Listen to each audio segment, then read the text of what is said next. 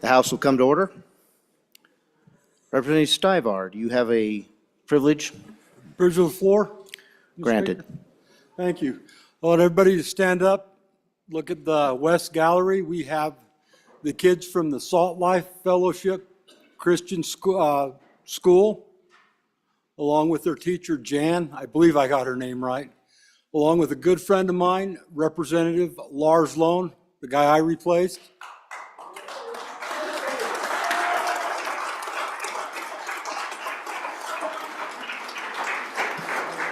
Privilege of the floor. Go ahead, Representative Stivar. Also, we've got his mother, Susan Loan, up there, and they'll be celebrating their 50th wedding anniversary tomorrow. So let's give them a round of applause. Thank you. Welcome to the House.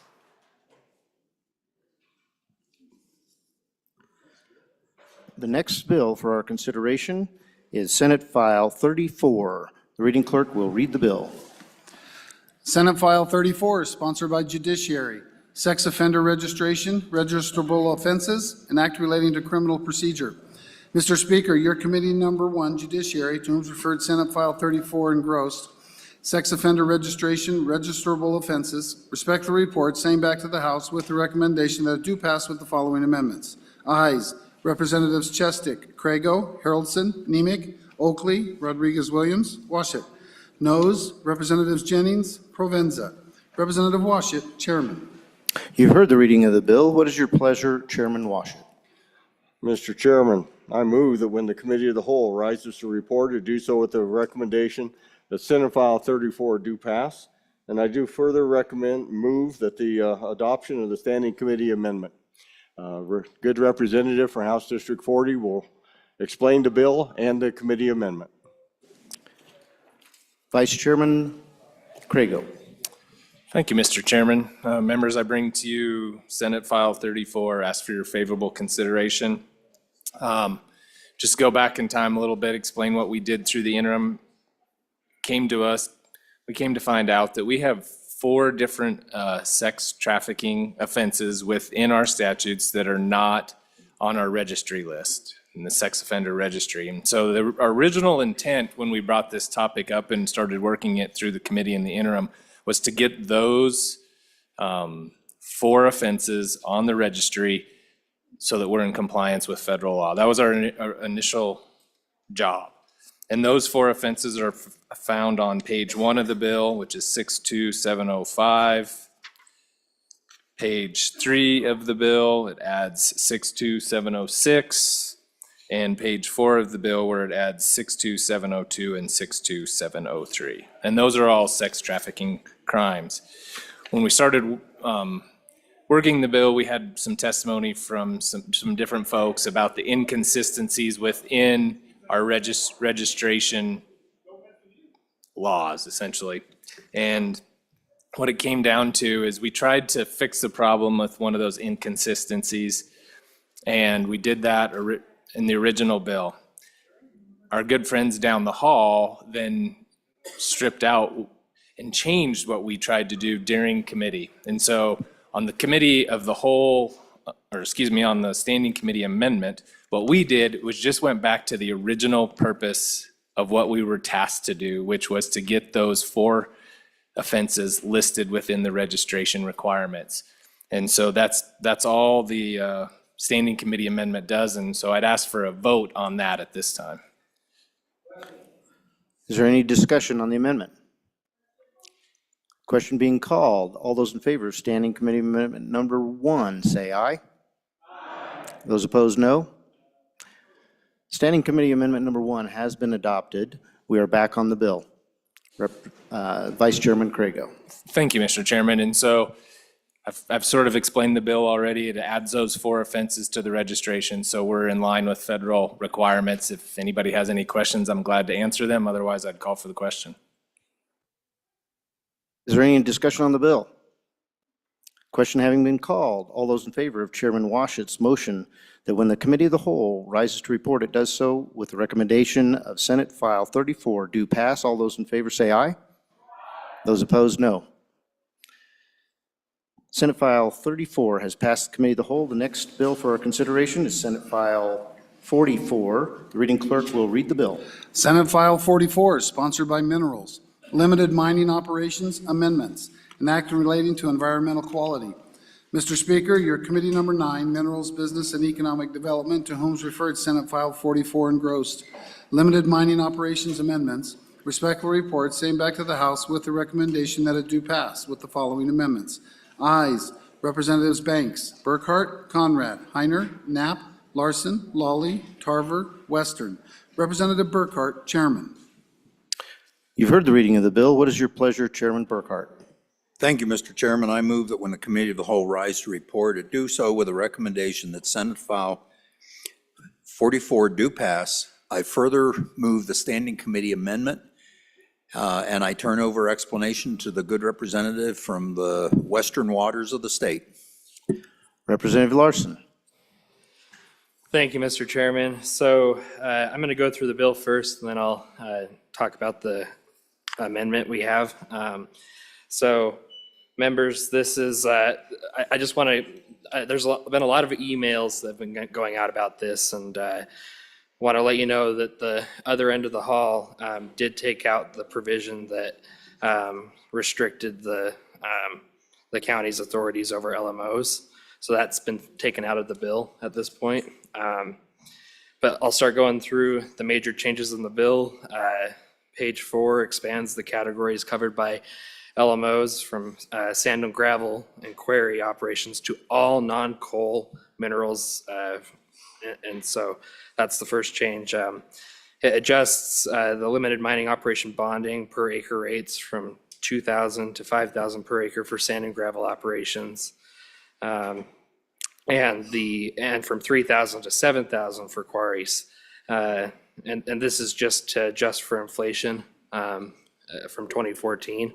And so I can go into more detail on that if there's questions on that, but it requires all other non-coal minerals under an LMO to use full cost bond calculations, provides the department that deals with our environment with 150 days, increases it from 90 days to require the operator of the limited mining operation to post additional bond per acre of affected land if necessary.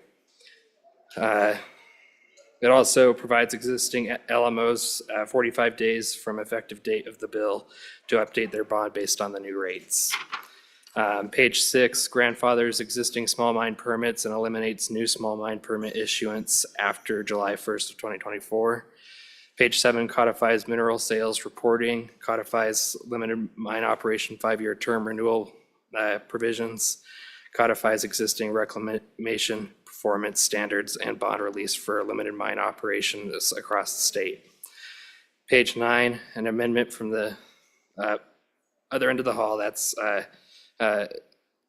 allows for a bond release after 2 successful growing seasons for surface interest consultation. Otherwise, bond release is a minimum of 5 years. Page 10, section 2,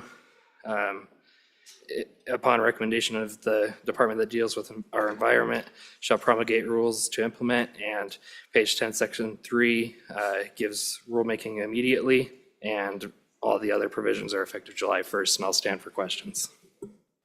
Are there any questions on the amendment? Seeing none, are you ready for the question? Question having been called, all those in favor of Standing Committee Number 1, say aye. Opposed, no. Standing Committee Amendment Number 1 has been adopted. We are back on the bill. Representative Larson. If there's no other questions, I'll call for the question. We have a committee of the whole, sorry.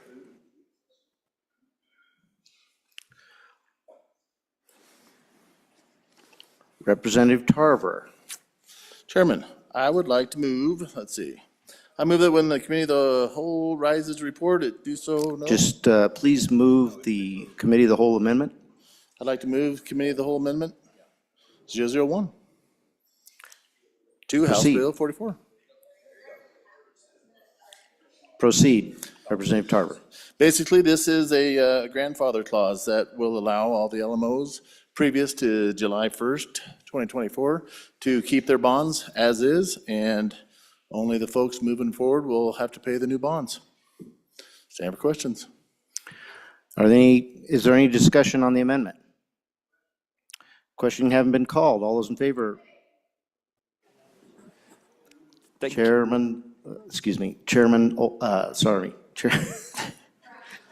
Chairman Brown. Thank you, Mr. Chairman. That was tough. Yes, it was. So my question to the bringer on this particular amendment is, why would we not want them to update their bond? If inflationary costs have gone up for somebody who has an LMO and that particular bond is not sufficient to cover what they're actually covering for, why would we not want them to have their inflationary adjustment adjusted as well? I understand it's a cost, but I also want to make sure that we're protecting the citizens of the state of Wyoming to not having to cover inflationary costs for businesses that are doing work on our lands. Representative Tarver. Chairman, well, the main reason is because they didn't plan on having these costs involved in their bonding. And a lot of these older pits, they don't have the low-hanging fruit left anymore. So if I had an older LMO, it would encourage me to turn it to the state and to back out of this. That's the main reason. It'll help cover our state, in my opinion. Is there any further discussion on the amendment? Representative Vice Chairman Knapp. Thank you, Mr. Chairman. One other reason I think for that is, a lot of these are small operators, and it actually would help keep the market competitive. And secondly, there's a lot of cities, towns, and counties that still rely on those small markets, and to have those close up would hurt those counties as well. So, thank you.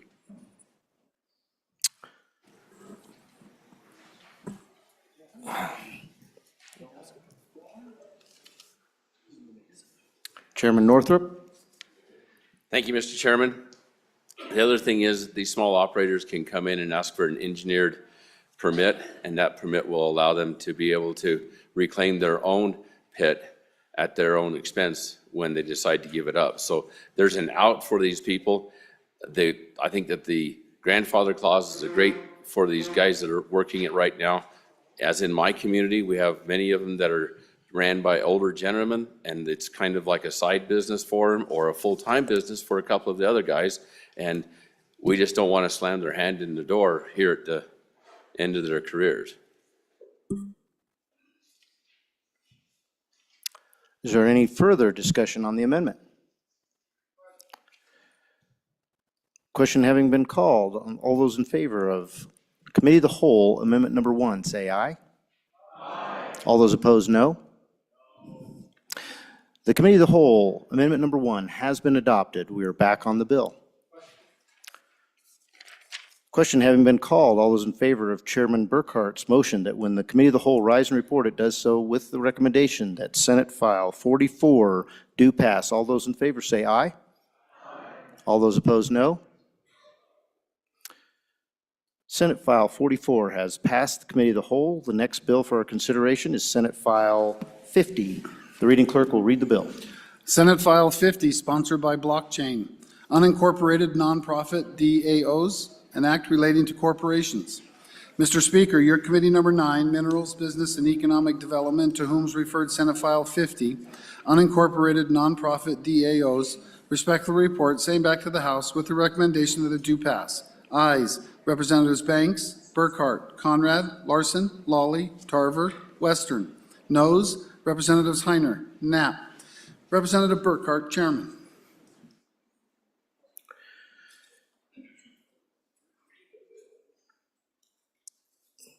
You've heard the reading of the bill. What is your pleasure, Chairman Burkhart? Thank you, Mr. Chairman. I move that when the Committee of the Whole rise to report, it do so with a recommendation that Senate File 50 do pass. There are no standing committee amendments, and I turn explanation over to the tall representative to my right. Majority Whip Western. Thank you, Mr. Speaker. I'll take that description. Mr. Chairman, I rise in support of Senate File 50. So I know members are probably looking at this, they're seeing, a 45-page bill, and they're a little spooked and all that kind of stuff, but there's an explanation, and I think it makes pretty good sense. And then I will move on to kind of the why it's here, what it does, and why we need to put it in the green books. The reason it's so long is if you look in the chapter before it, I believe it's chapter 31, that is what regulates our DAO provisions that we passed 2 years ago, the decentralized autonomous organizations. So of this bill, of the 45 pages, about 40 of it or so is language that copies word for word the language and provisions from chapter 31. Now, you could simply just ask, well, why didn't we just map the language in here to what's in chapter 31 and make it a lot shorter? The reason for that is this. Chapter 31 in DAOs deals with the incorporation for limited liability, LLC protections and provisions for DAOs. Part of that is that those organizations are, in theory, explicitly for profit, meaning you are forming them to generate revenue for the company and its beneficial owners. The reason we had to copy and paste this exact language is because these are for what are called DUNAs, the decentralized, autonomous, non-profit organizations. So because these are explicitly non-profit, meaning that is not their number one objective to generate revenue, we had to transfer a lot of that language over and put it in there. So that's the reason it's so long, so don't let me scare you. So these DUNAs, and by the way, that's the buzzword of this session, is DUNA, as in do not hesitate to vote for this bill. Anyway, I'm told that was okay, but so why it's here, what it does, how it benefits us. So we've done quite a bit of work here on there. Really, this is an economic development bill, right? As you all know, I've worked a lot on some of these blockchain measures and the issues and some of the companies that operate in the space and trying to get them to move to Wyoming and incorporate Wyoming. And so the reason it's here is this. There are some of these blockchain entities and some of these exchanges that, which digital assets are exchanged, that don't have a very good home, a very good domiciled a home for formation of these organizations, of these companies. Keep in mind this, under common law, if you get a group of people working together towards a common enterprise, it's considered a corporation of sorts, and along with that comes all the liability that comes along with it. So everyone involved in that enterprise, that organization is legally liable, and all the liabilities that come along with that, with operations. So what this does is it really kind of puts those kind of sideboards on there on all sorts of things, risk, liability, responsibilities, management, all that kind of stuff. So there are companies out there that don't have a legal home, if you will. And so this is a first of its kind. About 30 or so states have a unincorporated nonprofit association statutes on the books. We have one here. Those laws were passed, I believe, in the early 90s, and I believe our junior US Senator, who's currently serving us now, when she was in the legislature, was working on those statutes. Kind of a fun little side note. Anyway, so this is an update to that for some of these new organizations. And so the reason they, this is a first of its kind, and the reason they would benefit from this type of legislation is governance. Corporate governance is a really important concept in any business. That was what we did with the LLC Act of 1973, giving them liability protections, formation, operating agreements, all that kind of stuff. What this basically does is it allows the type of operating agreement that these organizations need to govern themselves effectively. Onboarding new members, obligations, expenses, that kind of stuff. So I know I'm kind of speaking, broadly and in these kind of abstract terms. So the concrete example I think that is applicable here is an HOA. I don't know about all of us, but a lot of folks in this room probably live in an HOA. So when you buy that property, you are agreeing to a certain set of terms and conditions that you are legally bound to follow or binded to follow. So for example, in your HOA, they limit what you can and what you cannot do with your property. So for example, but that HOA itself is not for profit. It obviously collects fees, through mowing the lawns, snow plowing, that kind of stuff that you have to pay into. But that HOA itself, that legal entity, is not explicitly for profit. Same kind of concept here. Some of the organizations that use this type of formation are not necessarily for profit, meaning they need to generate just enough revenue to cover administrative costs, tax filings, administrative fees, that kind of stuff, but they're not explicitly there to generate profit. Of course, some of the members of these DUNAs, of course, they have their own enterprises they can generate for revenue for themselves, but simply by being a member of the DUNA itself doesn't mean it's in it for profit. Going back to the HOA analogy, for example, you have a house, you want to build a shop, you're a carpenter that you want to generate some extra side cash. You can do that technically with some of the HOAs, depending on the type that you live in. Same kind of concept here. So some of these organizations, really what this is inhibiting is the ability for some of these companies that are out there looking for a legal home to kind of realize their business model. Without the kind of legal certainty that they need, it really is an inhibitor to business, as is the case with all of us. Any business wants to ensure that they are properly regulated, that there are adequate courts to distribute justice, resolve disputes, that kind of stuff. And this sets up some of those sideboards. And one of the things I want to emphasize here is, there's a difference between a nonprofit charity and an entity that is simply nonprofit. Obviously, charities are 501c3s, tax exempt, all that kind of stuff. Where this is just saying, giving these organizations to explicitly be just the nonprofit side. Again, so they are not obligated to generate revenue or maximum revenue for the entity itself. And, I can go on and on about this particular measure, but Mr. Chairman, in the interest of time, the business of the body, I will stand for any questions. Speaker Pro Tem Stith. Mr. Chairman, so the problem that Senate File 50 solves is a problem that the federal government created. We have an existing decentralized autonomous organization LLC statute that we adopted a few years ago. That already exists. So we already have a DAO LLC statute, but what the federal government did is it adopted what it called the Corporate Transparency Act, which went into effect first in 2024, which is why you're seeing this bill now. That Corporate Transparency Act requires any member of an LLC, so and all of you who may have interest in LLCs or have friends who do, you are now required under federal law to disclose the identity of the beneficial owners to the federal agency that enforces financial crimes. Okay, that's a big change for Wyoming. It's a big change for the whole country. If you formed your LLC before December 31st of 2024, you have until the end of this year to disclose it. If you formed your LLC after January 1, you've only got about 60 more days. So, okay, how does that relate to this? Right now, because a decentralized autonomous organization, it's really cumbersome to have to report the identity of all of the all of the people involved, all of the members, so to speak, of this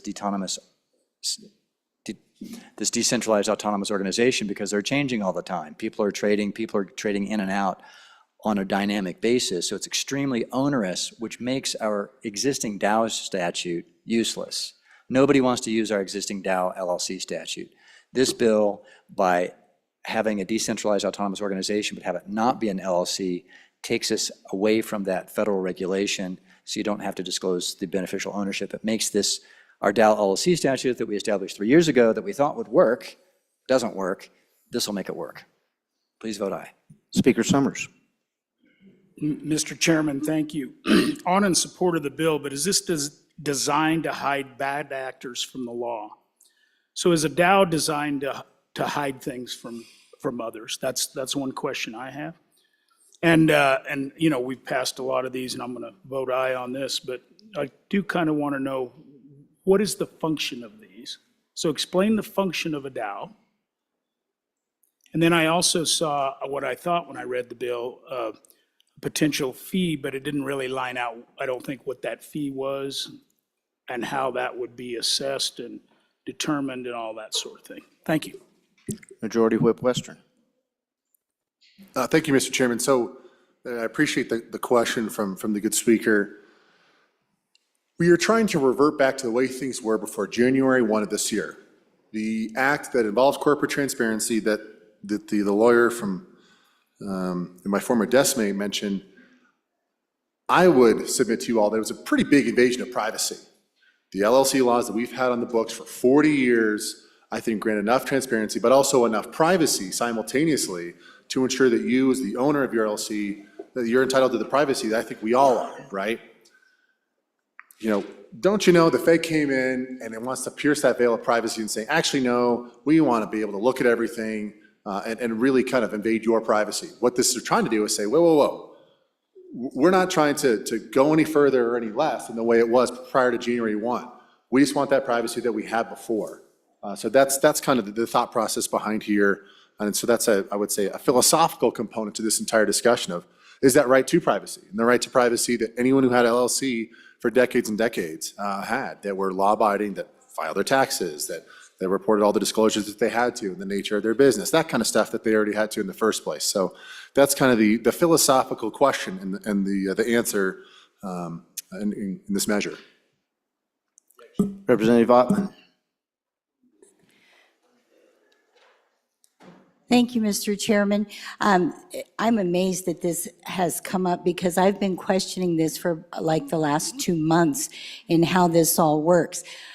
Number one, I'm learning about our LLC procedures and what makes them so valuable is that privacy component.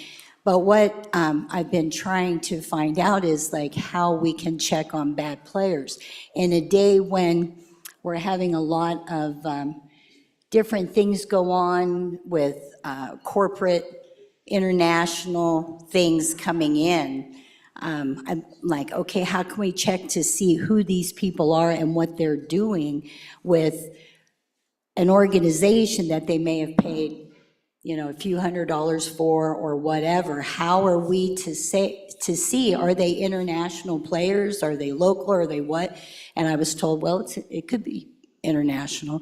So this is very interesting.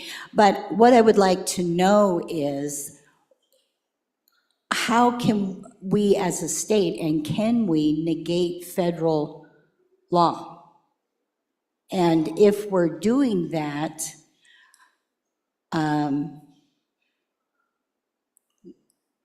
is this for LLC protection in the state of Wyoming? And is there a way to make it, it's almost impossible, but to make it a little more transparent? Because I've been told that you have to have an entity, you have to have a location, you have to have somebody there, you have to have somebody available to the phone, you have to have somebody there that can file the paperwork, take the mail, and do all that stuff. And what we're finding is that there are some places that don't do that. That is very vague. So, I mean, is this to help clean that up or just to continue on the way we're going and just try to eliminate federal interest?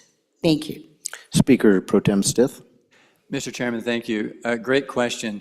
So we can't negate federal law, but we can maybe stay one step ahead of it, right? So the idea is that if you're not an LLC anymore, then you're not going to be subject to this federal regulation about LLCs requiring you to disclose beneficial ownership to the federal government.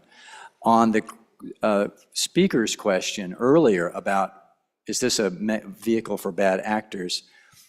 What I would say is, let's imagine you are a bad actor, you have a scheme to defraud, you're conspiring with people, and you want to use some organization to accomplish that. A decentralized autonomous organization is not a great way to do that, because the whole idea of a DAO is that you can't control it. One person can't, and even several people can't control it. So it's a really bad way to carry out a scheme to defraud, frankly. It's not, because usually if you're the criminal, you want to control the thing, right? And by design, these are decentralized and autonomous. So for example, yes, that would be, I think, are there going to be bad actors? You bet, sure. There's no shortage of people looking to defraud others, right? But I don't think this vehicle is going to be a likely vehicle to be used for that purpose. Thank you. Minority Floor Leader Yen. Thank you, Mr. Chairman. So maybe just to talk about what a DAO could be used for. I know we've talked about this when we passed our DAO LLC stuff, but basically a DAO allows for a governance structure that is not necessarily a traditional one. So it could be one where holders of a DAO would be able to create a self-executing voting mechanism of how they do business within that entity, right? So whether it's make sure that we sell this item for this much amount of money. You could have a voting system within that DAO where no one person has to be at the top where they're empowered to make those decisions, but all voting members of the DAO could be empowered to make that decision, and they don't have to trust that a CEO has to implement that decision. The DAO itself could be self-executing and updating a web page to show that, yes, now the pricing is like this because all of the members of the DAO voted that way. So it's really just allowing for non-traditional sorts of entities to have that ability to form in our state, because we would be probably the first one to do something like this. But allowing it in the face of new federal legislation that creates uncertainty around the existing LLC structure that we've created, which requires something like the DUNA that we're creating with this bill. Thank you, Mr. Chairman. Majority Whip Western. Thank you, Mr. Chairman. Real quick, and I forgot to answer the fee question from the good speaker. It's $5 if they want to do some kind of updated filing with the Secretary of State's office. Yep, that's pretty low. But the reason that was there is because that was the same fee that was enacted in the early 1990s with our original UNA Act. So, if we want to have the discussion about is it high enough, I welcome it. If we want to bring an amendment, that's fine. But that was at least the reason why that fee is the way it was. Vice Chair Knapp. Mr. Chairman, thank you. I'm really still not sure how I feel about this bill. One of the unintended consequences of enacting something so vague and so private, this is an avenue for which you could use for public benefit. So basically, any issue out there today could be used in a nonprofit way that's private, and you don't get to know who's involved in it. So with that, I'm still undecided if that's a point that I brought up in committee and was the reason I voted no then, was just that unintended consequences of bad actors using a for public benefit under this veil. So thank you. Is there any further questions on the bill?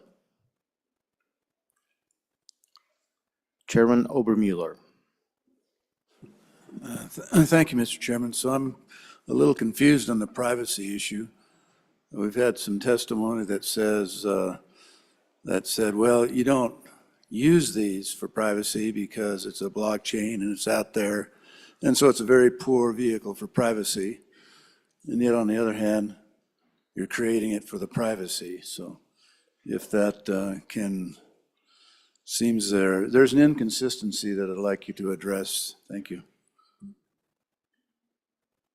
Are there any further questions on the bill? Majority Whip Western.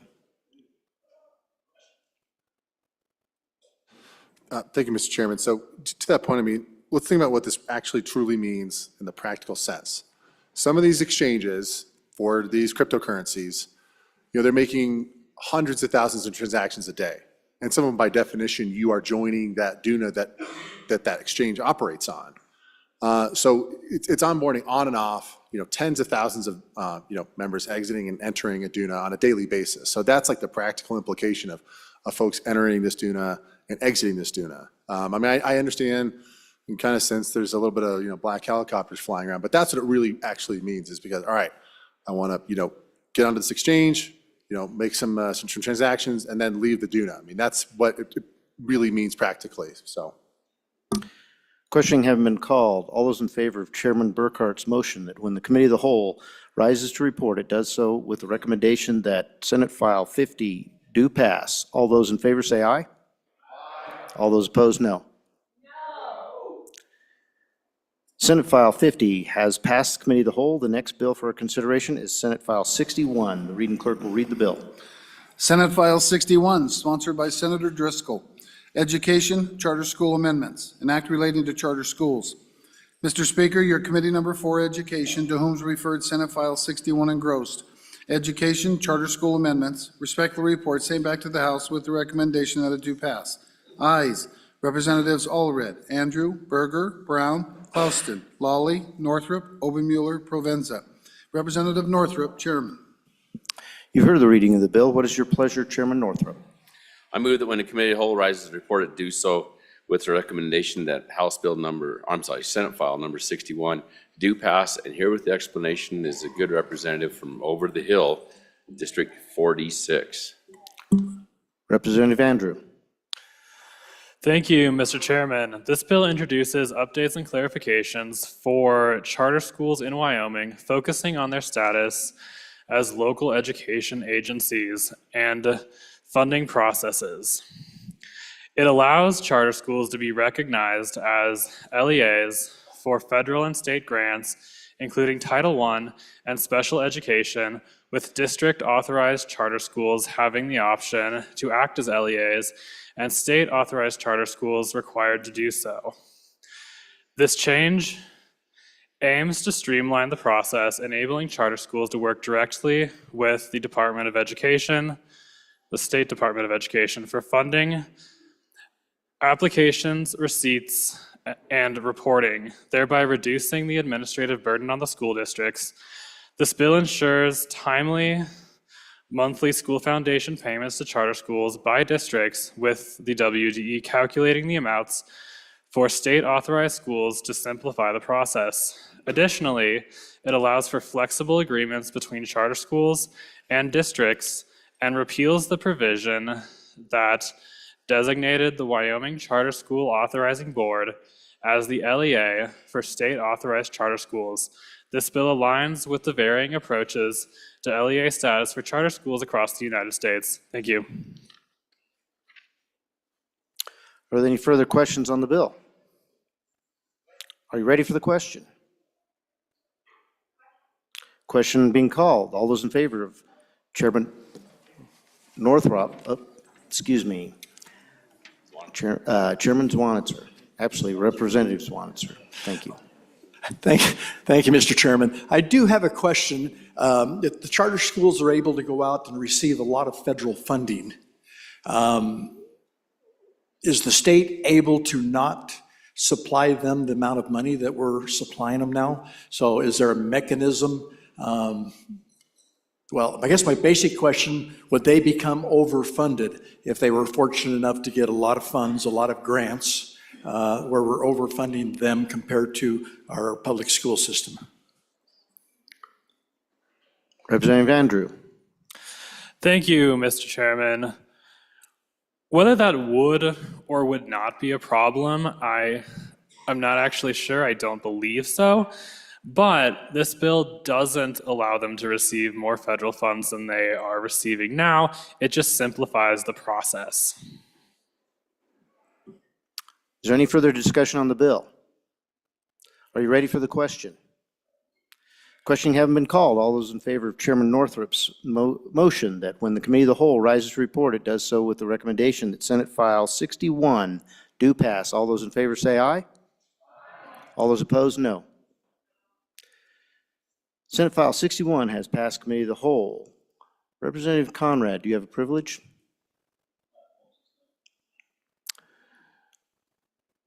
The next bill for our consideration is Senate File 66. The reading clerk will read the bill. Senate File 66, sponsored by Water Exchange Amendments, an act relating to water. Mr. Speaker, your committee number 9, Minerals, Business, and Economic Development, to whom is referred Senate File 66 engrossed, Water Exchange Amendments, respectfully reports, same back to the House with the recommendation that it do pass. Ayes, Representatives Banks, Burkhart, Conrad, Heiner, Knapp, Larson, Lawley, Tarver, Western. Representative Burkhart, Chairman. You heard the reading of the bill. What is your pleasure, Chairman Burkhart? Thank you, Mr. Chairman. I move that when the Committee of the Whole rise to report, to do so with a recommendation that Senate File 66 do pass. I don't believe there are any standing committee amendments, and I turn the explanation over to the good representative from the water, where the water is green. Representative Conrad. Thank you, Mr. Chairman. Ladies and gentlemen, I'd like to call your attention to the Senate File 66, which is really entitled Water Exchange Amendments, and primarily it impacts this portion of the law or statute. It's in 41-3106, and it's procedure to exchange water, delivery of that water under exchanges, and approval of the state engineer for the enforcement of those exchanges. The Senate, in their wisdom, has made some changes, based on some concerns from users that were concerned specifically with junior water right holders and how they really secure and utilize that water right. And really the primary purpose of this amendment is to clarify specifically in times of curtailment, how do in fact we allow a junior water user to exchange water from a senior water user, more important, to get that water. And I'll share with you just this. This amendment, or more importantly, this bill as we have in front of us, provides important clarification to the current statute. It does not, and let me be clear, it does not contemplate any policy changes. The second component really ensures confidence to the ranchers that will be impacted by this as a senior rights holder, that they are not impaired during this curtailment process. Thirdly, it avoids a permanent separation of water rights that's not really good for the Wyoming folks, ranchers, nor the industry. And lastly, I share with you, it allows the agricultural use water to be used for an industrial use purpose. So let me repeat that. That's very, very clear, and that's what this bill does. It allows agricultural water to be used for industrial purposes only in times of curtailment.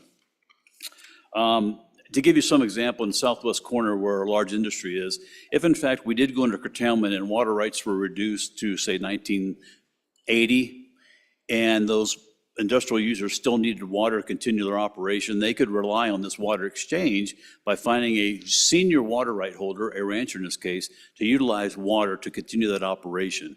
But this bill, more importantly, ensures, and I can walk through that if necessary, that they have confidence that once this exchange is done, they get their water back, and this isn't in perpetuity that they've lost that water, which they have obviously a senior water right. So if there's no questions, I'll ask for favorable consideration of this bill. Is there any discussion on the bill? Questioning having been called, all those in favor of Chairman Burkhart's motion that when the committee of the whole rises and report, it do so with the recommendation that Senate File 66 do pass. All those in favor say aye. All those opposed, no. Senate File 66 has passed committee of the whole. The next bill for consideration is Senate File 79. The reading clerk will read the bill. Senate File 79, sponsored by Senator Barlow, malt beverage franchise agreements, an act relating to malt beverages. Mr. Speaker, your committee number 7, corporations, elections, and political subdivisions, to whom is referred Senate File 79. Malt beverage franchise agreements, respectful report, same back to the House with the recommendation that it do pass. Ayes. Representatives Chadwick, Haroldson, Harshman, Knapp, Newsom, Olson, Ottman, Wiley, Yin. Representative Olson, Chairman. You've heard the reading of the bill. What is your pleasure, Chairman Olson? Thank you, Mr. Chairman. I move that when the committee of the whole rises to report, that it do so with the recommendation that Senate File 79 do pass. There are absolutely no amendments to this bill, and I will explain to you, ladies and gentlemen, I have the privilege of bringing to you the Beer Freedom Act. So this is a good little bill. Basically, what it does is it creates a fair market process to allow for freedom of contract between distributors and brewers. So under the existing law, if you enter into a contract, you're a brewer, you enter into a contract with a distributor. If you want to get out of that contract, you have to have cause under the statutes, the franchisee statutes. That's pretty burdensome and cumbersome. So what this bill does is it basically says that you have a right to terminate your contract without cause. And then you just have to pay the fair market value of your contract. So you have to buy out the contract, pay the fair market value, but you can terminate it without cause. So this allows for small brewers to excel and grow and have choice in contract with who they use as a distributor. Yeah, beer freedom. America. America. And Is there any questions on the bill? I will definitely take any questions. Speaker Summers. Mr. Chairman, thank you. I was wondering how many bottles of beer on the wall is 25,000 barrels? 25,000. Yeah. Good speaker raises a good point. This only Chairman applies Olson. to. Yeah, thank you, Mr. Chairman. The good speaker raises a good point. This act only applies to a franchise in which has annually produces 25,000 barrels of malt beverage in aggregate or less. And I have no idea how many that would be on the wall, but it seems like it would be a pretty hefty amount. Are there any further questions on the bill? Are you ready for the question? Question being called. All those in favor of Chairman Olson's motion that when the committee of the whole rises to report it, do so with the recommendation that Senate File 79 do pass. All those in favor say aye. All those opposed? No. Senate File 79 has passed committee of the whole. The next bill for your consideration is Senate File 1. Representative Penn, do you have a privilege of the floor? Privilege, if I may, Mr. Chairman. Granted. Body, if you will turn your attention to the West Gallery, some good friends of mine from Lander, Tina and Charlie Clifford and their grandson Matthew have come from Lander to come give us a look and a visit today, so put your hands together.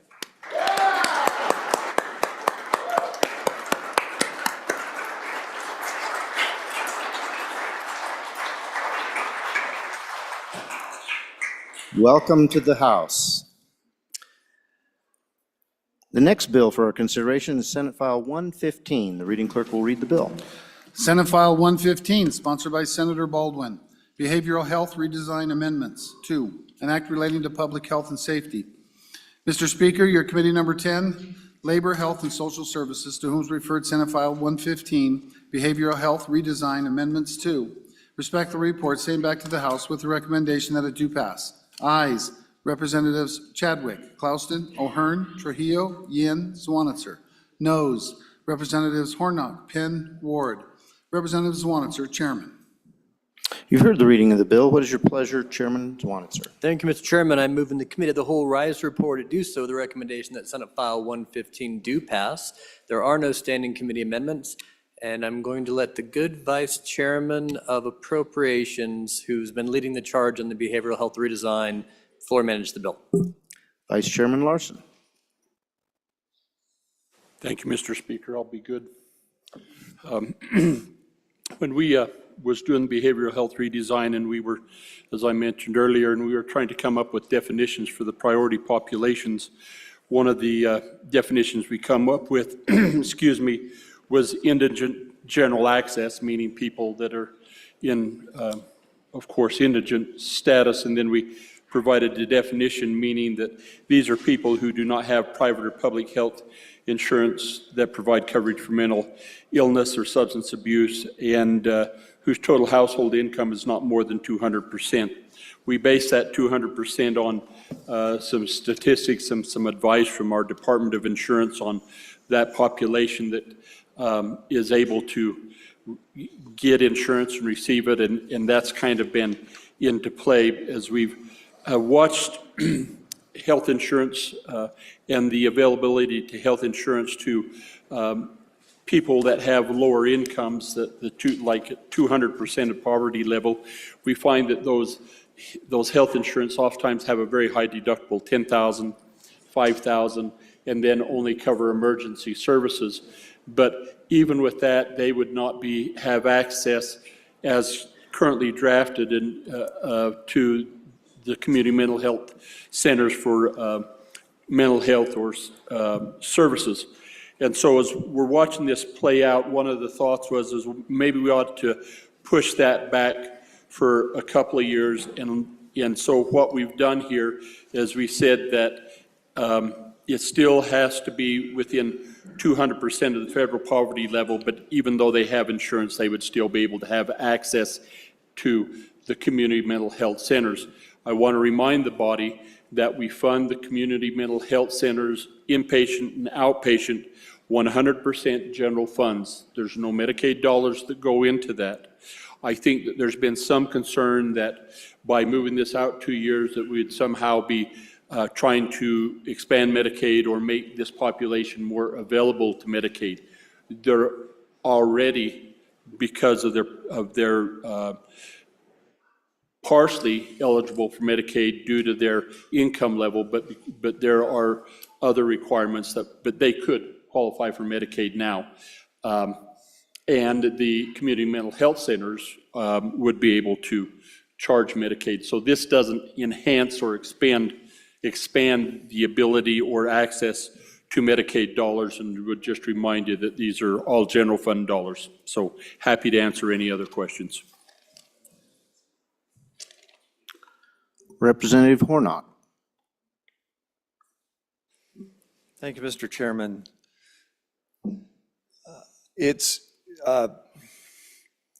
So it is my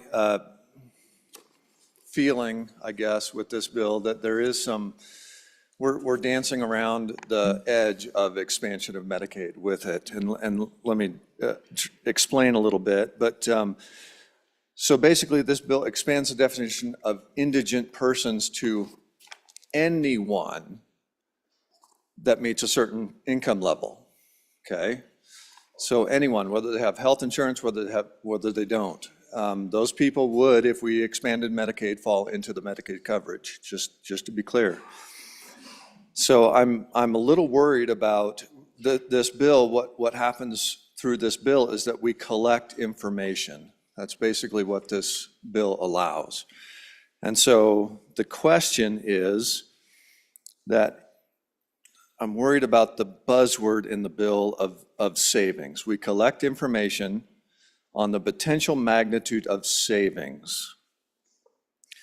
And when we talk about savings, what happens is if we do expand Medicaid, it's called a savings, because rather than the state paying 100% as we do now, the federal government will pay a portion of that. So that's considered a savings. So we're allowing the collection of information on a larger group of people that would otherwise qualify for Medicaid, so that we can figure out how much we could save. And the potential savings comes, well, one of the options is if we do expand Medicaid. So I'm just curious how, if this bill does lead to that conclusion. That's what it kind of seems to me. That's why I'm really hesitant with this bill, because you have coverage. This doesn't change necessarily the coverage for people, because generally there's a lot of definitions. You could fall into a number of categories when it comes to behavioral health and the redesign. You could fall into a number of categories, whether it's income level health or just, we're going to take care of you with the money that we put into this program. And so, I'm just a little bit, if you could ease my fears a little bit more, how collecting this information doesn't get us to a point where we're being pushed a little bit down the road to expand Medicaid when year after year, the state of Wyoming has been blocking that. Thank you. Vice Chairman Larson. Thank you. Thank you, Mr. Chairman. It's a good representative from here in the capital city. I'll try to, and I think that there is probably a component here of this whole process that you may not be familiar with, and I think understanding that might help. So as it was currently implemented, the community mental health centers are required to contractually bill the private health insurance and third-party billings, which you'll look there could include Medicaid or other private insurance. They're currently obligated to do that now. And then there's a requirement of with all of these,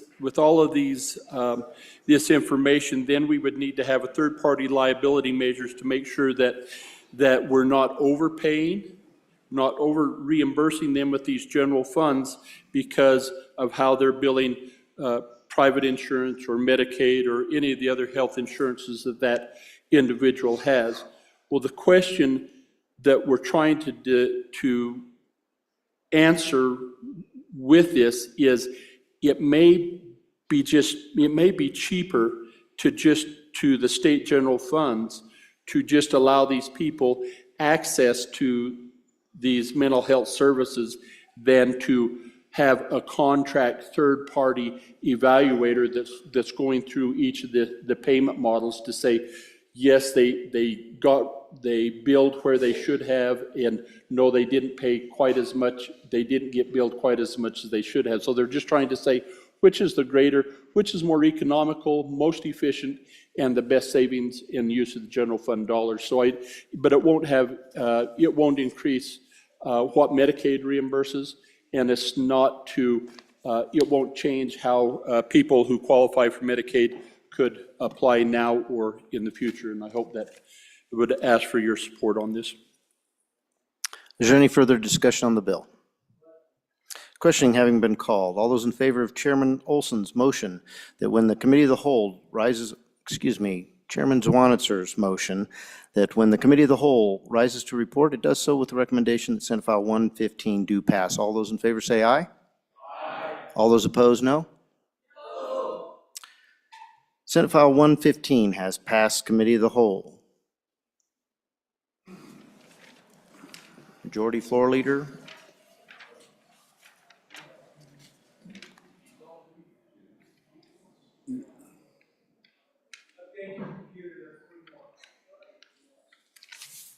Got three more.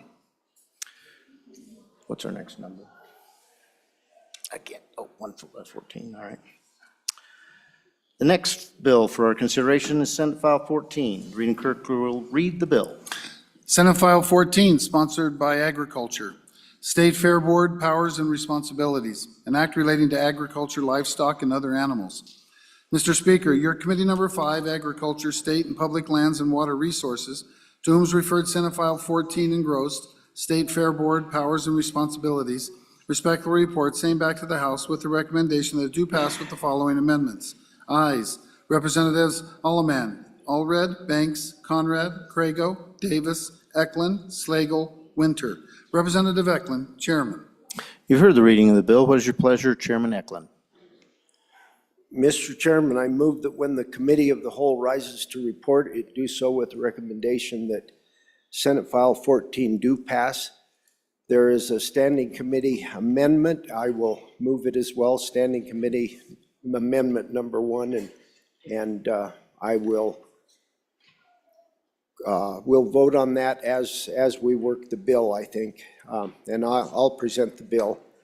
So, folks, wasn't too many years ago, maybe 2-3 years ago, the state fair was really struggling to survive, struggling to produce enough funding and struggling to be a successful state fair as it had been in the past.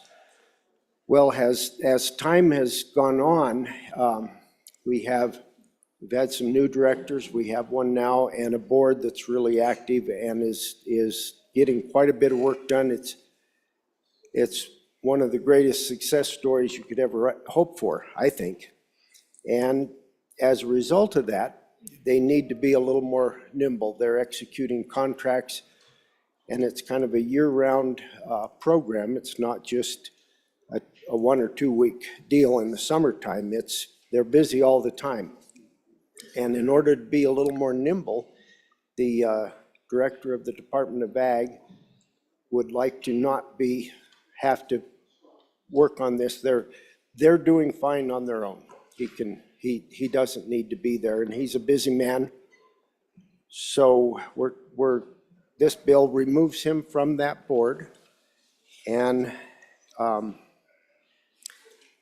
there is one other portion of this that they wanted, we don't need, and that's the amendment, and it's on page 3, line 9, after board delete that sentence 2 through line 11, in which the Attorney General shall review all contracts under the paragraph before the contracts are finalized. They're doing this rather rapidly, and really that delays the process that they have to have programs in place year-round. So anyway, what we're doing here is making this a rather independent director of the fair and an independent board making decisions. They're still under the Department of Ag, they're still under the legislature, and will report to us, but I'd ask for an aye vote on this, this bill. If there are any questions, I'll stand for questions. Chairman Eklund, can you move the standing committee amendment, please? Okay. I move standing committee amendment number 1 to House Bill 14 and would ask for your favorable vote on that. Senate file, I'm sorry, Senate file 14. Thank you. Senate File 14. Representative Sherwood. Thank you, Mr. Chairman. In terms of the bill, I think it's fine. I am concerned a little bit about removing the Attorney General from the process of reviewing contracts. And if you could give me some more insight, maybe the pros of that is it's a quicker process. The cons of that, are we putting ourselves at some sort of litigation risk?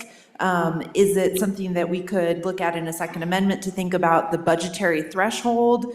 I just want to make sure that we're protecting our assets and that we're doing this in a way that is similar to, say, other state boards who have financial agreements or contracts that are now being reviewed by the Attorney General. I don't want to create a loophole just for this one organization. Thank you. We are on Standing Committee Amendment number 1 to Senate File 14. Chairman Newsom. Thank you, Mr. Chairman. Similar, I would be more comfortable with this. I know if there's a contract for $10,000 for something, maybe doesn't bring it to the standard, but I would be more comfortable with a dollar amount, that over that dollar amount, contracts would be reviewed by the Attorney General. Chairman Eklund. So we didn't discuss much more than they would like the flexibility to be able to execute the contracts quickly without that level of scrutiny of it. I'm not sure that many other entities have to have the approval of the Attorney General on all the contracts they have. These are not huge contracts. They're little rodeos and different events that can be scheduled, horse shows, that sort of thing throughout the year. If the committee were more comfortable, we could vote this amendment down. I could get more information and bring that to the floor on second reading. Representative Davis.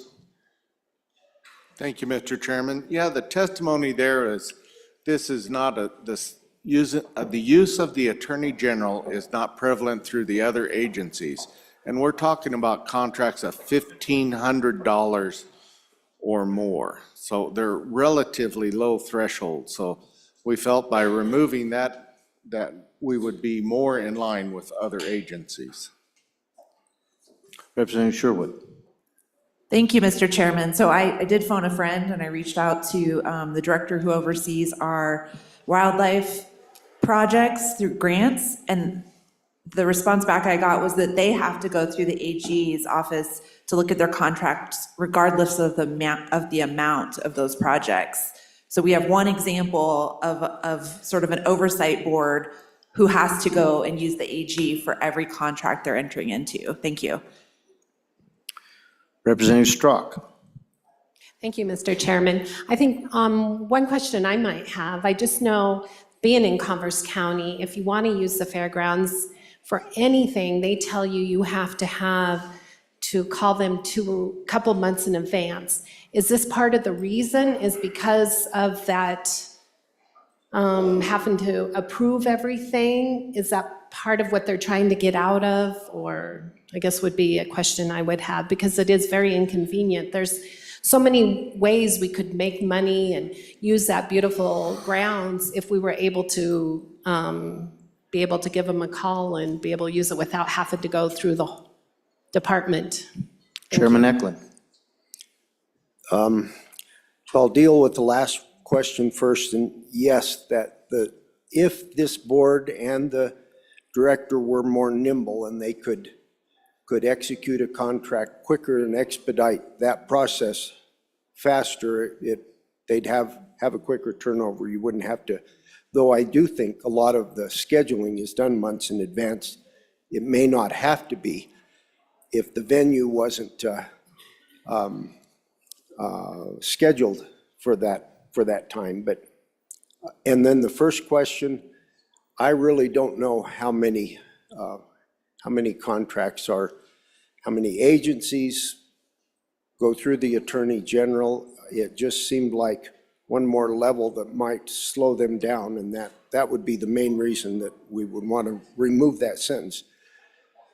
So I'm trying to figure out here, I'll just request that the body vote down the standing amendment 1 to Senate File 14. I'll get more information and bring it on second reading, possibly bring an amendment at that point in time. We have more testimony, I guess, Mr. Chairman. Question being called on amendment, sending a committee amendment number 1. All those in favor say aye. All those opposed? No. Standing committee amendment number 1 has failed. We are back on the bill. Is there any discussion about the bill? Chairman Eklund. If there are no more questions, I'd call for the question. Chairman Newsom. So on page 2, line 13, there's some stricken language that takes the responsibility of fiscal responsibility away from the director. And I'm wondering if then somebody else takes that responsibility, or who takes the responsibility for the disbursement of funds if it is not the director? Thank you. Chairman Eklund. The Fair Board itself will take that responsibility. Are you ready for the question? Question having been called, all those in favor of Chairman Eklund's motion that when the committee of the whole rises to report, it does so with the recommendation that Senate File 14 do pass. All those in favor say aye. All those opposed, no. Senate File 14 has passed committee of the whole. The next bill for your consideration is Senate File 103. Reading clerk will read the bill. Senate File 103, sponsored by Senator Salazar, Wyoming Prime Act, an act relating to marketing homemade goods. Mr. Speaker, your committee number 5, Agriculture, State and Public Lands and Water Resources, to whom is referred Senate File 103, Wyoming Prime Act, respectfully report, same back to the House with the recommendation that it do pass. Ayes. Representatives Alleman, Allred, Banks, Conrad, Crago, Davis, Eklund, Slagle, Winter. Representative Eklund, Chairman. You've heard the reading of the bill. What is your pleasure, Chairman Eklund?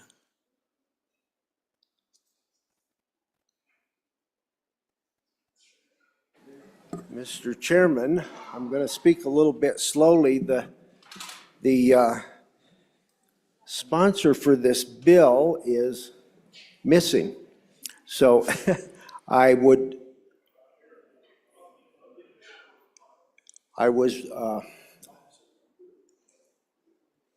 we haven't found her. May we do this after the next bill? Or can we do that? This is the final bill of the day. Oh, this is it. Yeah, may we roll it to tomorrow? I'm not sure what I do here. Just request that? You haven't moved it, so. I haven't moved it. Yep. Yes, sir. It hasn't been moved, so we're good. Okay. It hasn't been moved, so Okay. we just need a majority for it. Are you wanting to do it today or tomorrow? No, we don't have to, we'll just rise. Tomorrow. We'll do it Make a tomorrow. motion to rise and report. Western. Go ahead. Majority Whip Western. Thank you, Mr. Chairman. I make a motion that we rise and report. You've heard the motion. All those in favor say aye. All those opposed, no. The motion carries.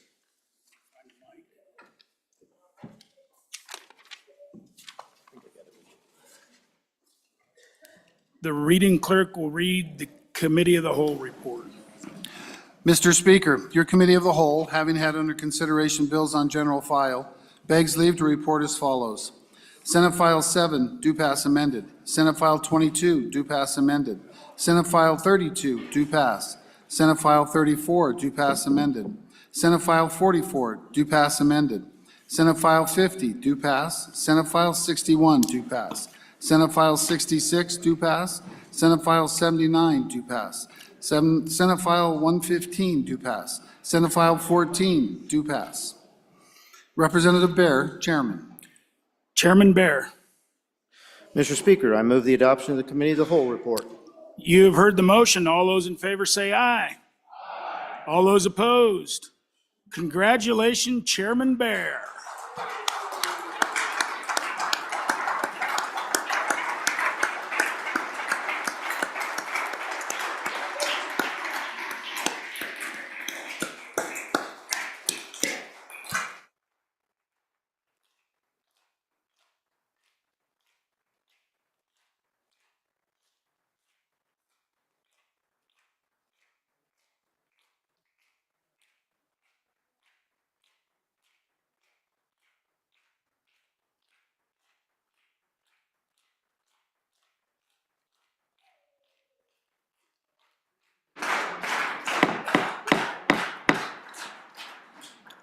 All right.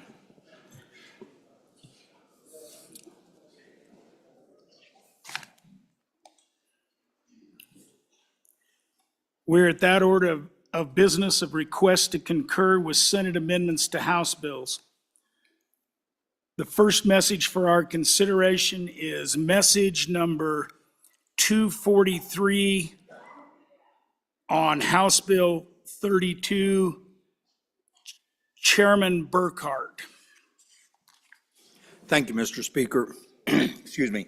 I move concurrence on message 243, House Bill 32, and ask for your aye vote. Ladies and gentlemen, our friends down the hall there made a couple changes to the bill.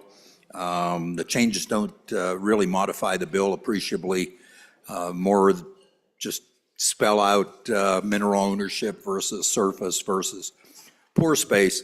So just clarify some things.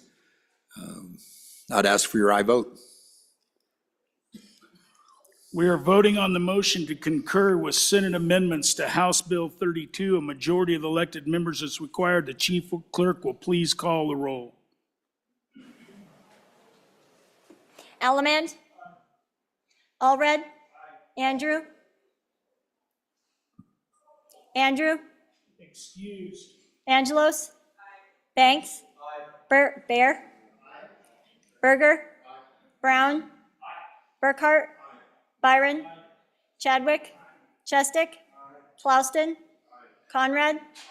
Crago? Excused. Davis? Eklund? Haroldson? Harshman? Heiner? Henderson? Warnock? Jennings? Jennings? Excused. Knapp? Larson Lloyd? Larson Lloyd? Excused. Larson JT? Lawley? Locke? Nyman? Excused. Newsom? Nicholas? Nemec? Northrup? Northrup?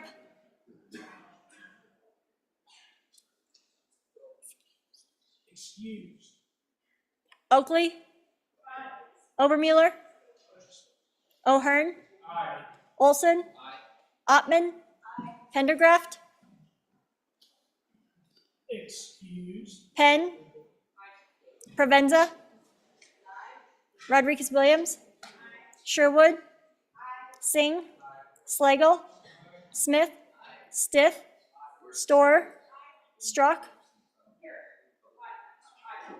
Stivar? Tarver? Trujillo? Walters? Ward? Washut? Western? Winter? Wiley? Yin? Zwanser Dan? Zwanser Dave? Speaker Summers? Are there any changes? Northrup? Aye. Further changes? Further changes. Closing vote. Vote closed. 56 aye, 6 excused.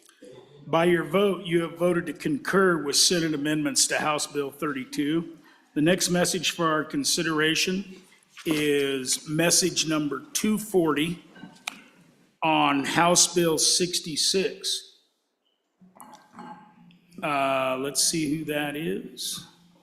That would be Chairman Brown. Thank you, Mr. Speaker. I would move message 240 to House Bill 66 and ask for an aye vote from the body. Ladies and gentlemen, this is the firefighter cancer screening benefits bill that we passed out of this body, went down the other side.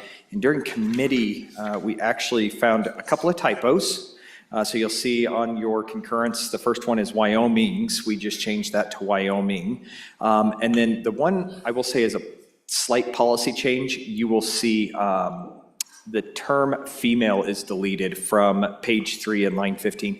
What that boils down to is that's for mammograms. And for those of you that have been in this body for a long time, we used to have a former member in here that was a male that actually came down with breast cancer. And so the Health Committee on the other side determined that it was probably a good idea that if a mammogram needs to be done on a male, we should go ahead and allow that to be done as well. So we struck the term female because we don't need to do that just for males.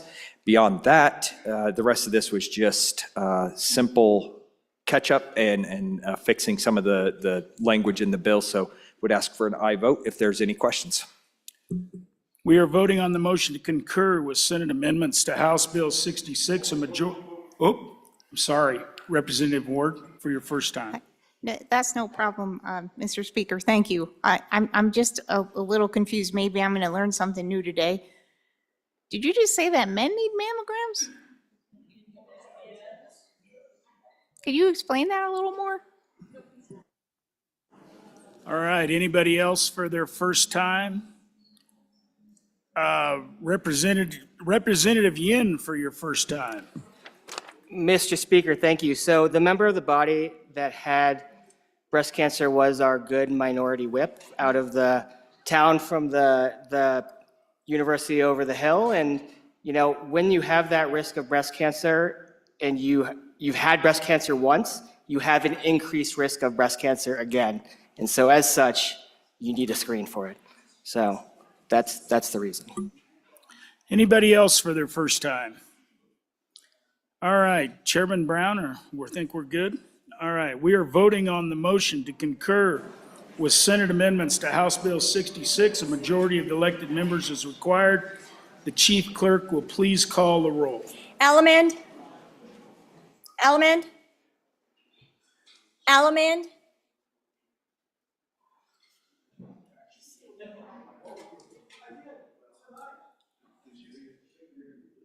Allred.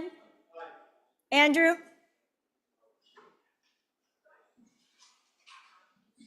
Andrew. Excused. Angelos. Banks. Bear. Berger. Brown. Burkhart. Byron. Chadwick. Chestick. Klauston. Conrad. Crago. Excused. Davis. Eklund. Haroldson.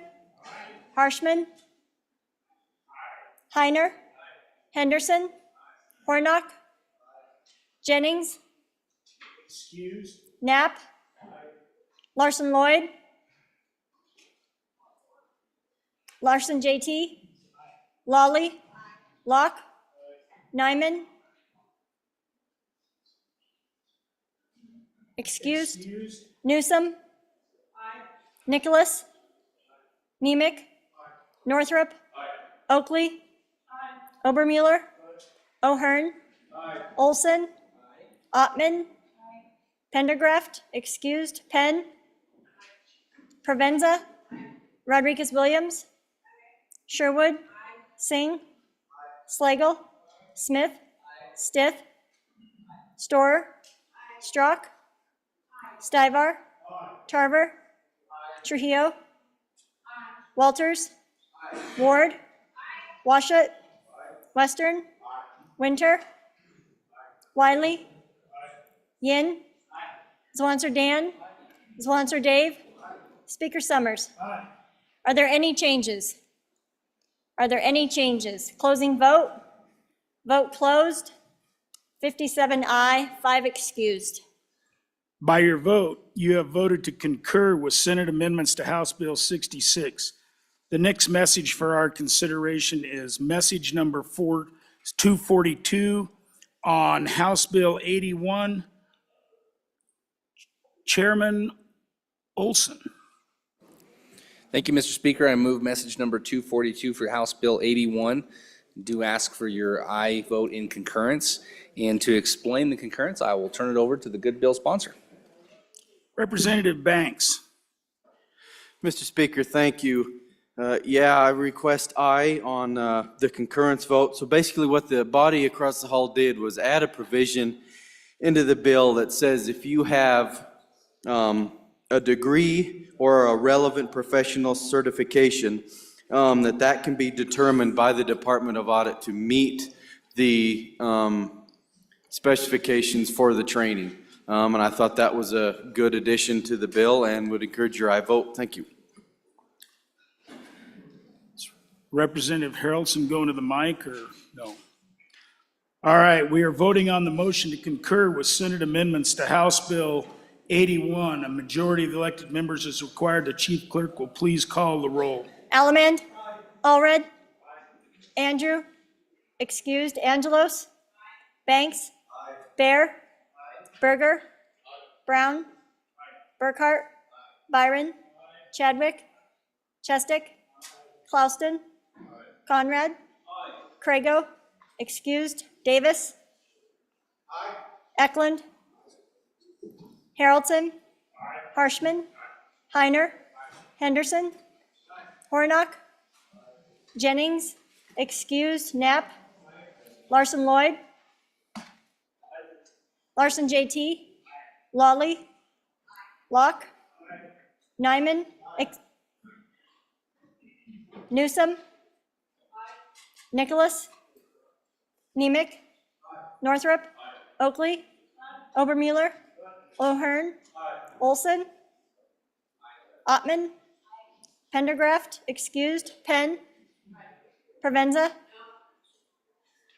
Rodriguez-Williams, Sherwood, Singh, Slagle, Smith, Stith,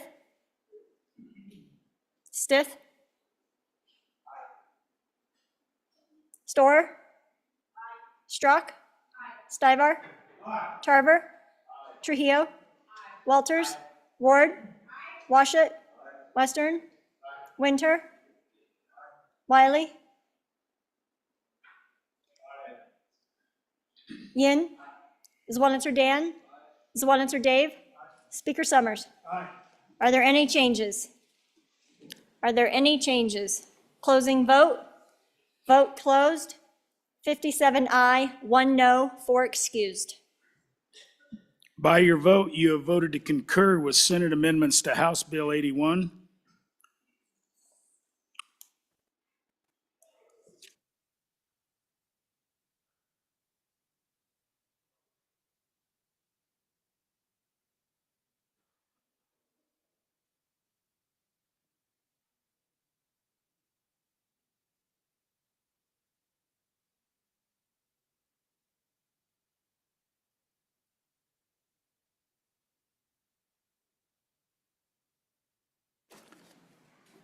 The next message for our consideration is message number 239 on House Bill number 54, Chairman Washut.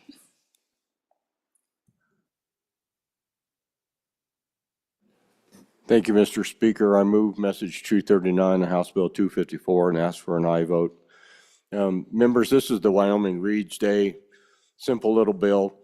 Apparently a long-standing tradition of not putting individual names in the legislation.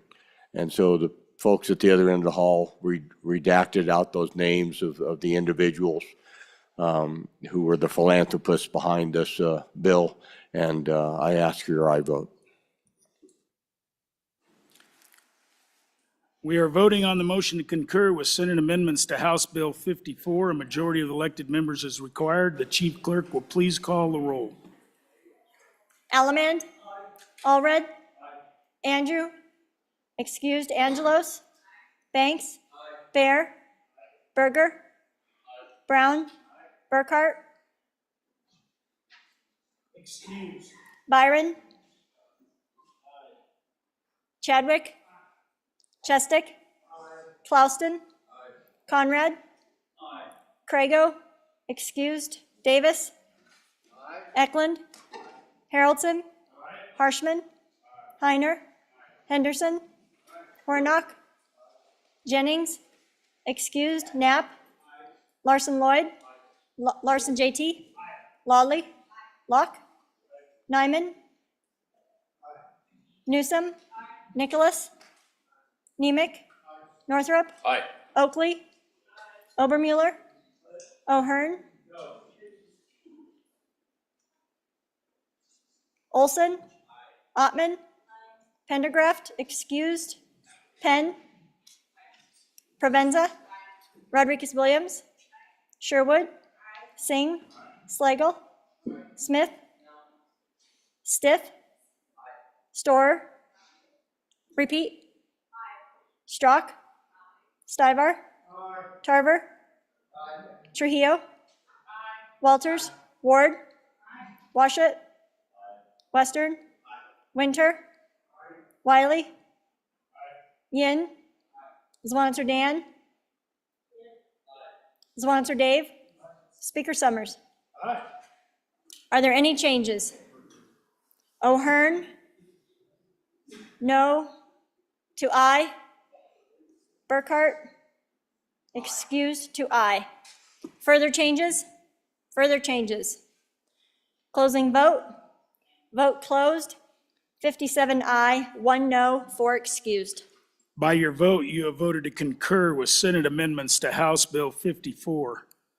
Chairman Washut, could you come up here a second? I need some help with my next task.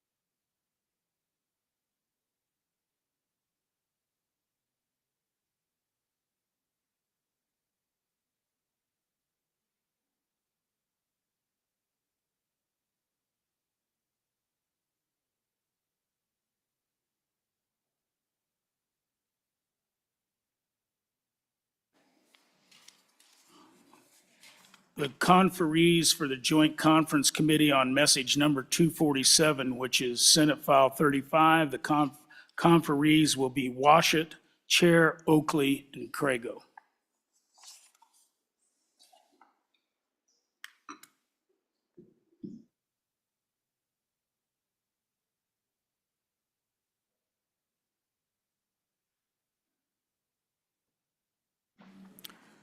We are at that order of business of signing enrolled acts. The first enrolled act for our consideration is House Enrolled Act number 15 on House Bill 74. The reading clerk will read the bill, the enrolled act. House Enrolled Act 15 being original House Bill 74, an act relating to public health and safety, providing a process for public health nursing employee compensation increases as specified to be included in the Department of the Health's budget request, and providing for an effective date, being enacted by the legislature of the state of Wyoming. I am about to sign House Enrolled Act number 15, being original House Bill 74. I have so signed.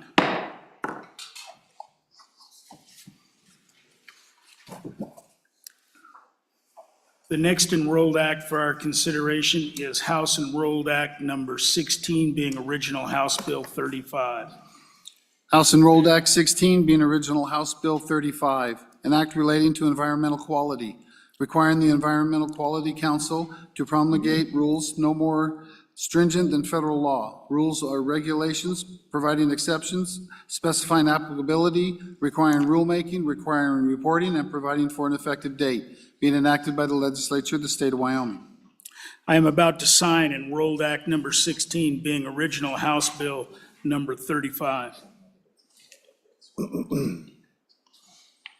I have so signed. The next enrolled act for our consideration is, excuse me, is House Enrolled Act number 17, being original House Bill number 34. House Enrolled Act 17 being original House Bill 34, an act relating to the prioritization of municipal solid waste facilities cease and transfer projects, authorizing expenditure of previously appropriated funds, establishing a prioritized list of projects, establishing a maximum amount to be expanded on projects, granting the Department of Environmental Quality limited discretionary authority to modify the prioritized list, specifying expenditures for a carcass management project, providing definitions, requiring reports, repealing a prior list of priority cease and transfer projects, and providing for an effective date, being enacted by the legislature of the state of Wyoming. I am about to sign House Enrolled Act number 17, being original House Bill 34. I have so signed. The next enrolled act for our consideration is House Enrolled Act number 18, being original House Bill 33. House Enrolled Act number 18 being original House Bill 33, an act relating to environmental quality, specifying requirements for the use of explosives in non-coal surface mining operations, requiring a blasting plan for specified mining operations, requiring rulemaking, making conforming amendments, authorizing positions, providing an appropriation, and providing for effective dates, being enacted by the legislature of the state of Wyoming. I am about to sign House Enrolled Act number 18, being original House Bill 33. I have so signed.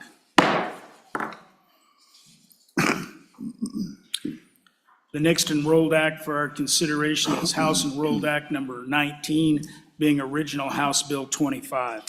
House Enrolled Act 19 being original House Bill 25, an act relating to the Wyoming Medical Assistance and Services Act, requiring health insurers to respond to state inquiries within 60 days, prohibiting health insurers from denying Medicaid payments as specified, and providing for an effective date, being enacted by the legislature of the state of Wyoming.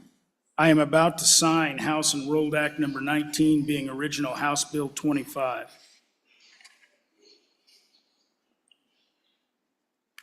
I have so signed. The next enrolled act for our consideration is House Enrolled Act number 20, being original House Bill 15. House Enrolled Act 20 being original House Bill 15, an act relating to health insurance, specifying a time limit to seek reimbursement for health insurance overpayments and providing for an effective date, being enacted by the legislature of the state of Wyoming. I am about to sign House Enrolled Act number 20, being original House Bill 15. I have so signed. The next enrolled act for our consideration is House Enrolled Act number 21, being original House Bill 13. House Enrolled Act 21 being original House Bill 13, an act relating to public health and safety, exempting flow-through pools from the Public Pool and Spa Health and Safety Act, providing definitions and providing for an effective date, being enacted by the legislature of the state of Wyoming. I am about to sign House Enrolled Act number 21, being original House Bill 13.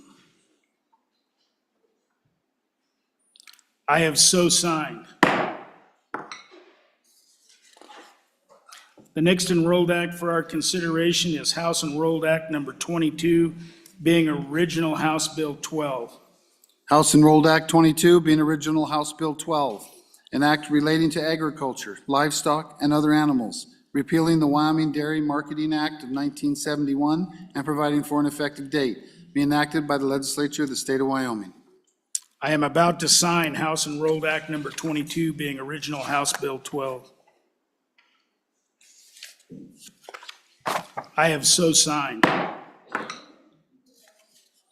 The next enrolled act for our consideration is Senate Enrolled Act number 6, being original Senate File number 21.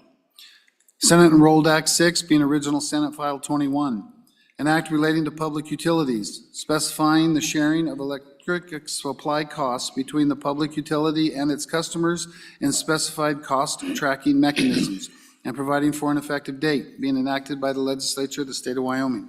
I am about to sign Senate Enrolled Act Number 6, being original Senate File Number 21.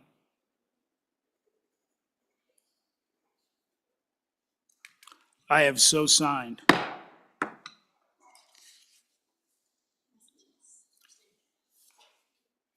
Messages from the Senate.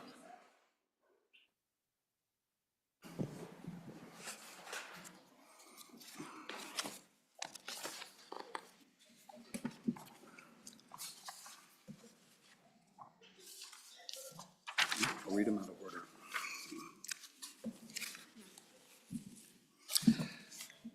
Message number 243. Mr. Speaker, House Bill 32, Geologic Sequestration Unitization Amendments. The House bill listed above passed on third reading in an amended form as follows by the vote indicated. Ayes 19, noes 9, excused 2, conflict 1.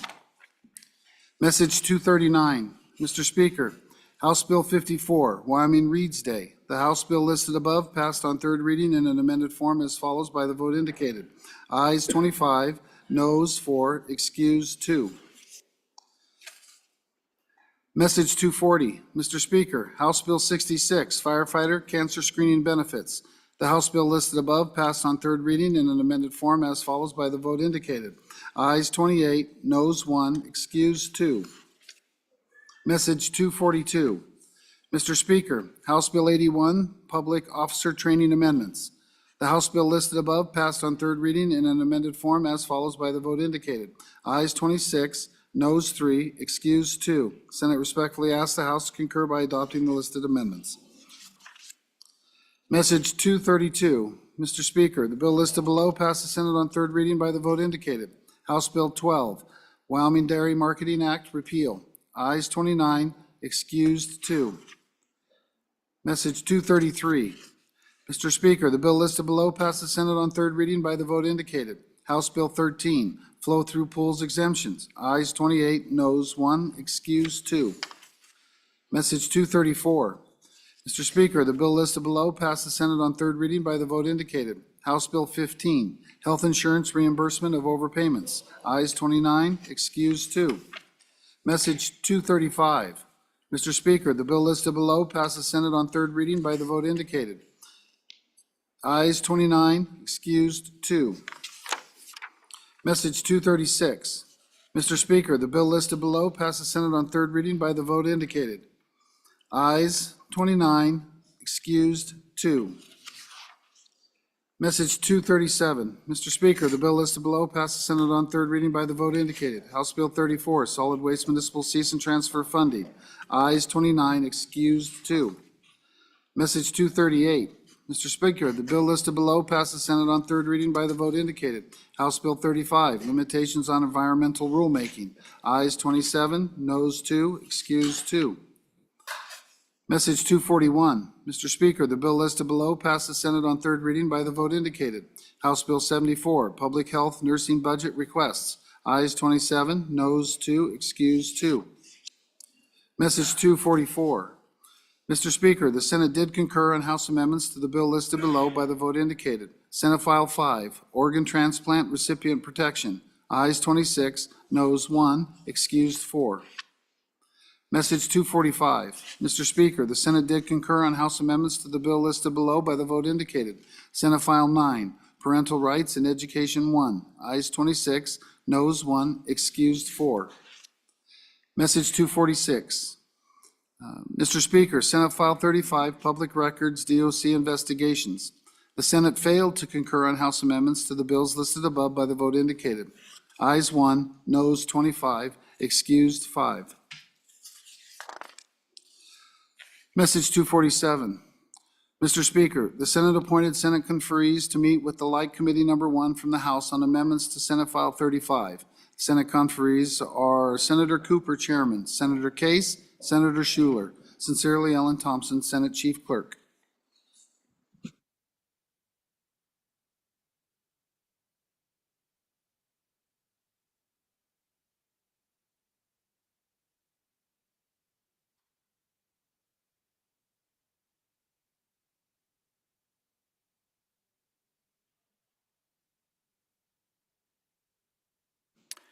Reports from standing committees.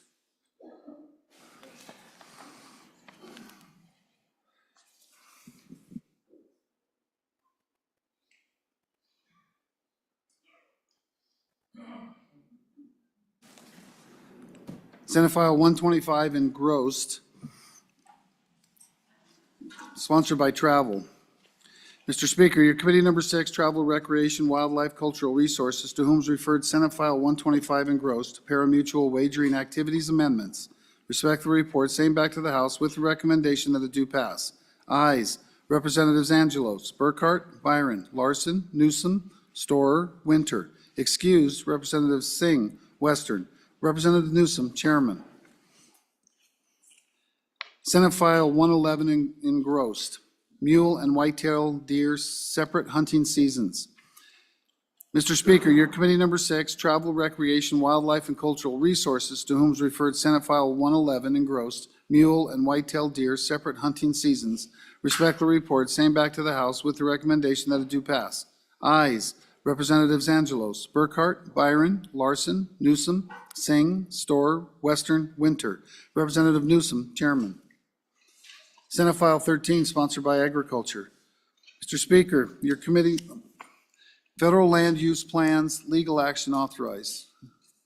An act relating to legislature.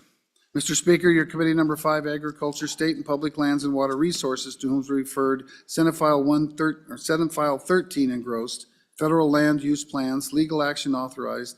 Respectfully report, same back to the House with the recommendation that do pass with the following amendments. Ayes, Representatives Alleman, Allred, Banks, Conrad, Crago, Davis, Eklund, Slagle, Winter. Representative Eklund, Chairman. Senate File 74, sponsored by Senator Cooper. Special Districts, Reversal of Dissolution for Noncompliance, an act relating to special districts. Mr. Speaker, your committee number 8, Transportation, Highways, and Military Affairs, to whom is referred Senate File 74, Special Districts, Reversal of Dissolution for Noncompliance. Respectfully report, same back to the House with the recommendation that it do pass. Ayes, Representatives Berger, Brown, Nemec, Obermueller, O'Hearn, Pendergraph, Smith, Stivar, Wiley. Representative Brown, Chairman. Senate File 89, sponsored by Senator Cooper, Veterans Ad Valorem Tax Exemption Amount, an act relating to taxation and revenue. Mr. Speaker, your committee number 8, Transportation, Highways, and Military Affairs, to whom is referred Senate File 89 engrossed, Veterans Ad Valorem Exemption Account. Respectfully report, same back to the House with the recommendation that it do pass. Ayes, Representatives Berger, Brown, Nemec, Obermueller, Smith, Wiley. Conflict, Representatives O'Hearn, Pendergraph, Stivar. Representative Brown, Chairman. Senate File 96, sponsored by Senator Rothfuss, Trusts and Bank Assets and Bankruptcy Clarification, an act relating to banks. Mr. Speaker, your committee number 8, Transportation, Highways, and Military Affairs, to whom is referred Senate File 96 engrossed, Trusts and Bank Assets in Bankruptcy Clarification. Respectfully report, same back to the House with the recommendation that it do pass. Ayes, Representatives Berger, Brown, Nemec, Obermueller, O'Hearn, Pendergraph, Smith, Stivar, Wiley. Representative Brown, Chairman. Senate File 113, sponsored by Senator Pappas. Light and high-profile vehicle closures. 2, an act relating to highways. Mr. Speaker, your committee number 8, Transportation, Highways, and Military Affairs, to whom is referred Senate File 113 engrossed, light and high-profile vehicle closures. 2, respectfully report, same back to the House with the recommendation that do pass with the following amendments. Ayes, Representatives Berger, Brown, Nemec, Obermueller, O'Hearn, Smith, Stivar, Wiley. Noes, Representative Pendergraph. Representative Brown, Chairman. Awesome. Chairman Brown, do you have a re-referral? I do, Mr. Speaker. I'd like to re-refer Senate File 89 to Committee Number 2 Appropriations, please. Senate File 89 is re-referred to Committee Number 2 without objection. All right. Chief, anything else? Mr. Majority Floor Leader, I think that clears the deck. Okay, Mr. Speaker, I move the House stand adjourned until 10 a.m. tomorrow, Friday, the first day of March, 2024. Yay. Committee announcements.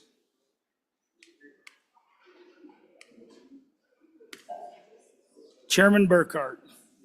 Thank you, Mr. Speaker. Your committee number 9, Minerals, Business, and Economic Development, will meet tomorrow morning at 8 o'clock in Annex Room 5 to consider Senate File 41 and Senate File 42. Chairman Northrup.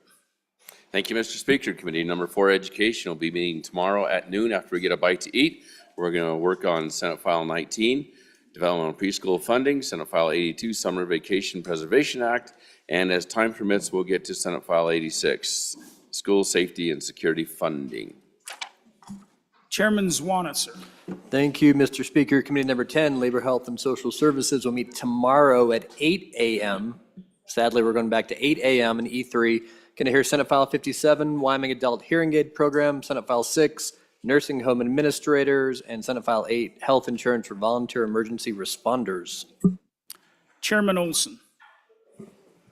Thank you, Mr. Speaker. Your House Corporations, Elections, and Political Subdivisions Committee will meet tomorrow upon noon recess in E005 to consider 4 Senate files. Senate File 26, Special District Vacancies.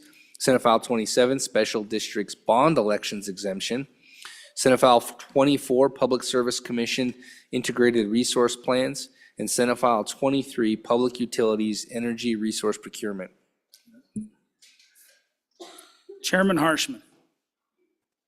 Thank you, Mr. Speaker. Your committee number 3, Revenue, is going to continue our meeting from today and a continuation of Senate File 54, and that will be at 9 a.m. tomorrow in room West number 2 on the west side of the extension, and as time permits, Senate File 68. Thank you, Mr. Speaker.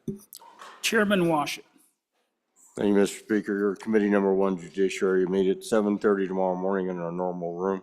Here are Senate File 36, Senate File 53, Senate File 73, Senate File 123. Chairman Nicholas. Thank you, Mr. Speaker. Your House Appropriations will meet on adjournment to hear Senate File 90 and Senate File 64. And then tomorrow, after noon recess and after a little lunch, we will hear Senate File 77 and Senate File 102, and SJ2, and any re-referrals. All right. For an update on the Joint Conference Committee, we met at 12:30.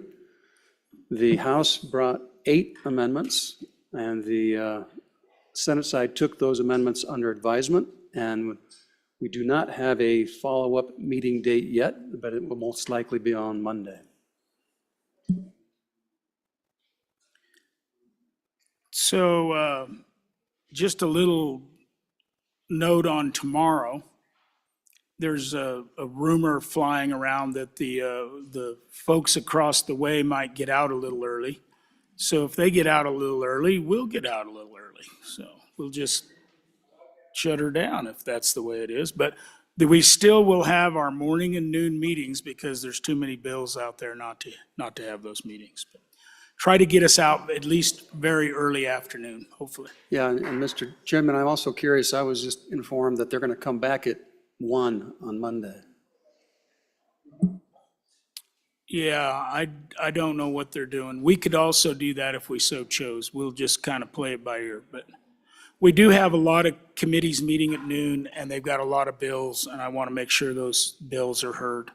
It's kind of unusual. This is one of the first times that I've seen, maybe the first time, where the Senate has more bills over here than we have House bills over there. That's a rarity. So with that, you've heard the majority floor leader's motion. All those in favor say aye. All those opposed? We'll stand adjourned until 10 a.m. tomorrow, Friday, March 1st, 2024.